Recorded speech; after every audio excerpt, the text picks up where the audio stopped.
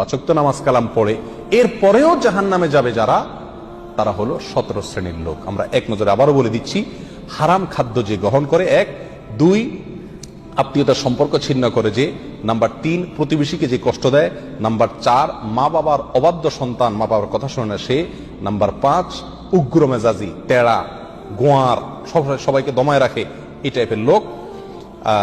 Number 6 অধীনস্থদেরকে, প্রজাদেরকে, যে সমস্ত শাসকেরা, যে সমস্ত রাজারা, যে সমস্ত রাষ্ট্রপ্রধানেরা, সরকার প্রধানেরা বা যে যে লেভেলে আছে সে তার প্রজাদেরকে ধোঁকা দেয় যে তারা।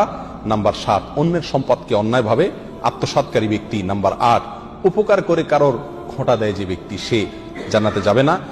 নাম্বার 9 চগলখোর ব্যক্তি জান্নাতে যাবে না, মানুষের পিছনে কথা লাগায় বেড়ায় একজনের আরেকজনের কাছে।